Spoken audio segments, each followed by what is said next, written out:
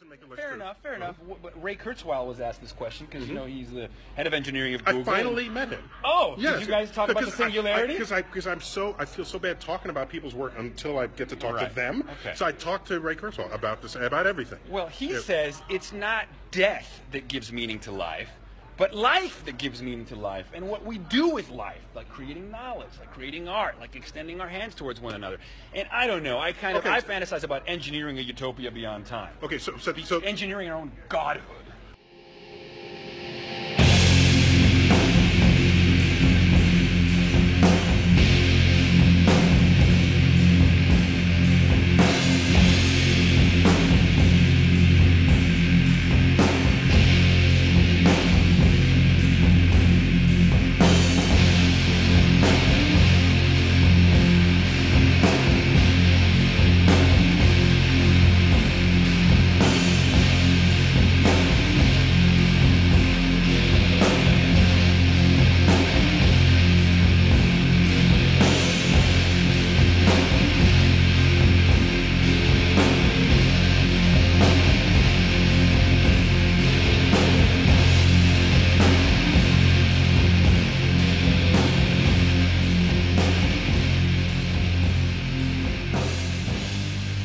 Throughout much of human history, sages have spoken about the mystical experience, perhaps the most meaningful experience that human beings are capable of having. The mystical experience is an encounter with the transcendent, right? It's an encounter with the numinous, what Otto Rank described as the mysterium tremendum e fascinosum of reality, when the doors of perception are cleansed. And the mystical experience has some characteristics, some persistent hallmarks that always show up, no matter the culture or worldview and belief system of whoever is having it. So there's these common attributes that show up with mystical experiences, and they are the following. The mystical experience is characterized by feelings of cosmic unity, feelings of oneness with everything, feelings of interconnection. The mystical experience is characterized by feelings of transcendence of time and of space. The mind freed from the shackles of the ego, freed from the constraints of time and space. The mystical experience is characterized by positive mood lifting, right? A feeling of bliss, a feeling of ecstasy, a feeling of gratitude, right? Pure magic. The mystical experience is characterized by feelings of the sacred, of connecting with the divine. The mystical experience is characterized by ineffability, a feeling that you can't quite put it into words, that it's an experience beyond language. You can't clothe it with language.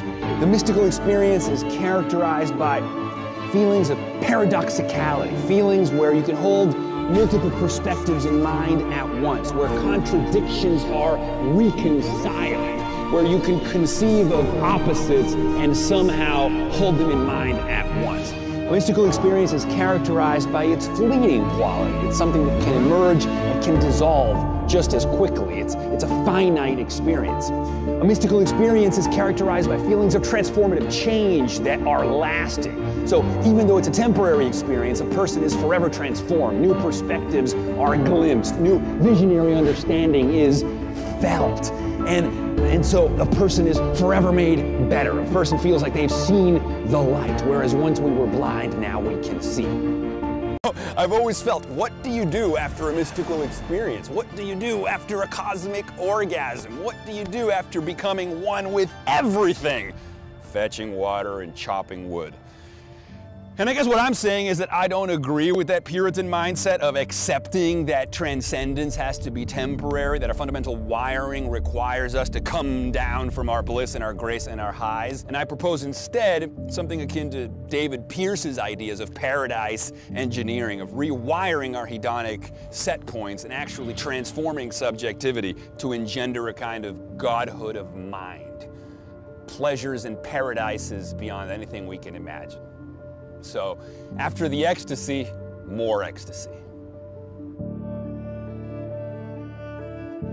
People talk about happiness. Certainly the self-help section in the bookstore is full of books telling you how to tap into that happiness, how to be happy, how to think and grow rich, so on and so forth. But what I think is ultimately more interesting, my friends, is those states north of happy. Now, Jamie Wheal, Stephen Kotler are the co-founders of the Flow Genome Project. And the Flow Genome Project aims to deconstruct the elusive and mystical flow state. Now, in the field of positive psychology, a flow state is a state of consciousness in which you feel your best and you perform your best. Think of the athlete in the zone. Think of the jazz musician in the pocket. Think of the surfer catching that perfect wave.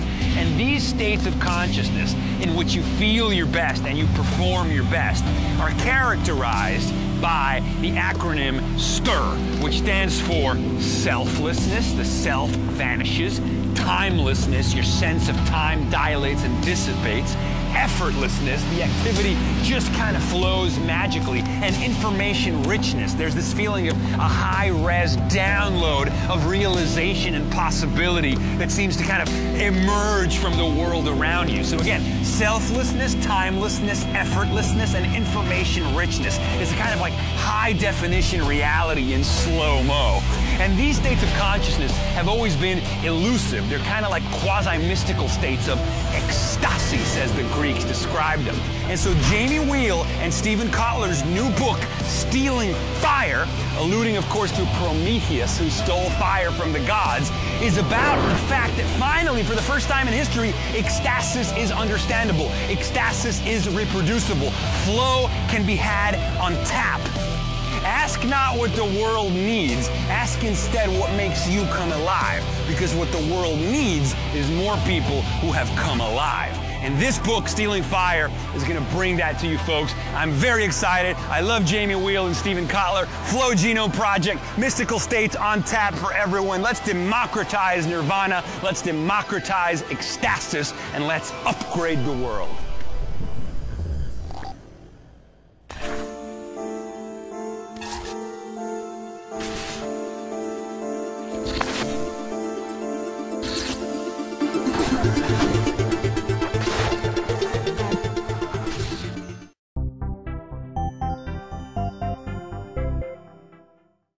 I'm Jamie Wheal, this is Stephen Kotler. We're the co-founders of the Flow Genome Project, which is an interdisciplinary organization dedicated to mapping the deep science of ultimate human performance. Flow states are defined as optimal states of consciousness.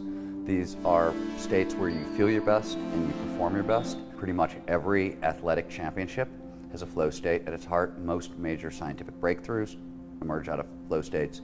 Same thing with significant progress in the arts. Flow is one of, if not the largest driver of innovation breakthroughs. McKinsey just conducted a 10-year study on peak performance in top executives. They found that top executives in flow are 5 times more productive than out of flow.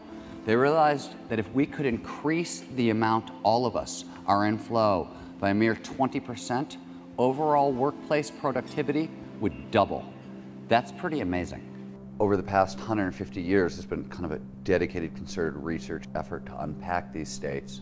We've made a tremendous amount of progress in the past 15 years thanks to massive development in neuroscience. So we're starting to understand where in the brain these states come from, what brings them on, and how to precipitate them in others. One of the reasons we started the Flow Genome Project was to try to bring all the researchers together under one giant tent. So our board is made up of pretty much the very best high-performance experts in the world, a lot of really great flow experts, a lot of really top neuroscientists, Dr. James Olds, who heads the Krasnow Institute, Andy Walsh, who's the head of high performance at Red Bull, so Red Bull has the best athletes in the world right now. Andy Walsh is the guy charged with making them better.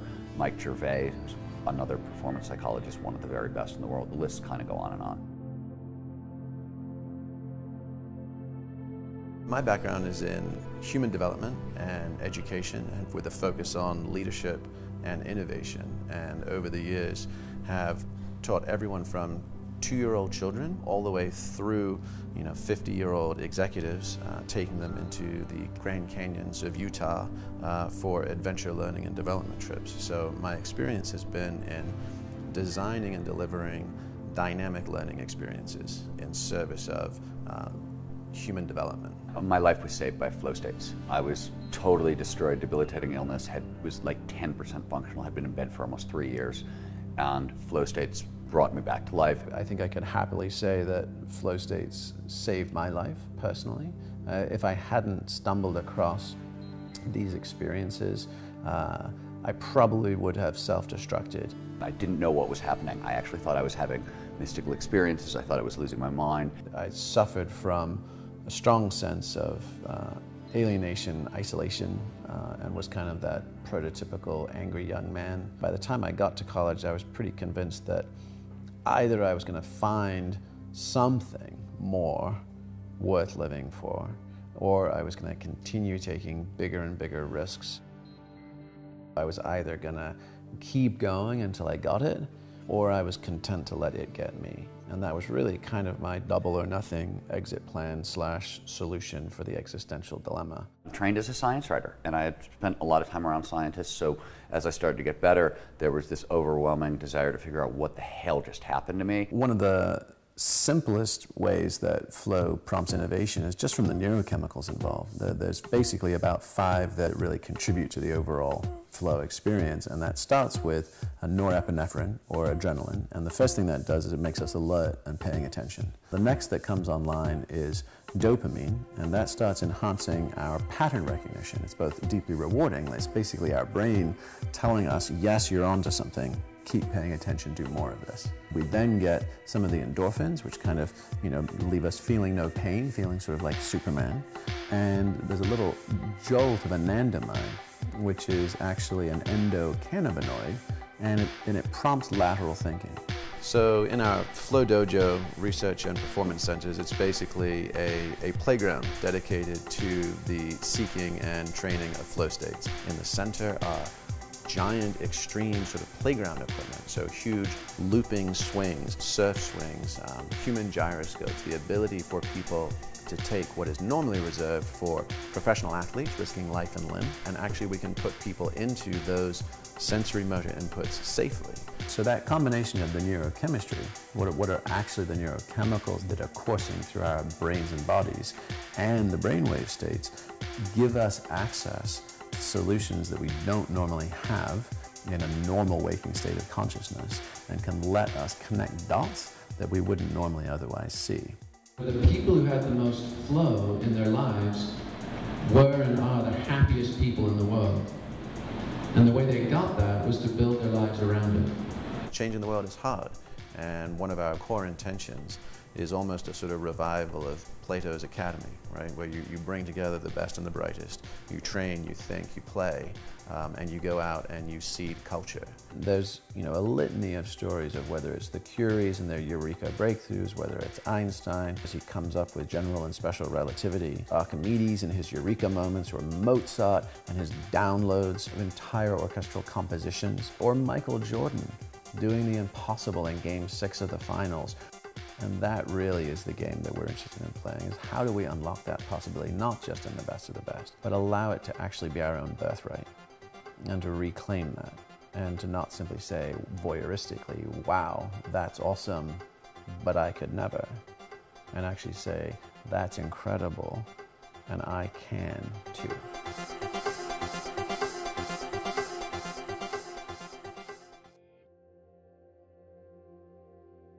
Hopefully that montage is self-explanatory enough without the need to expound upon anything, because it's all right there again and again. And if you just look into just the figure of Jason Silva alone, you will see all these themes and concepts being woven back and forth over and over again. Transhumanism, mysticism, this idea of flow state, hacking the flow state. Here I'm talking about the download, the eureka moment, it's ridiculous. But it's all mysticism. And once you really understand the message behind both, you see how they are one and the same. You see how they are really inseparable. So if nothing else, hopefully this really makes people who have an affinity for mysticism and esotericism and, New Age concepts, but also understand the seriousness of the New World Order agenda and the transhumanism agenda. Hopefully it just makes you stop and think.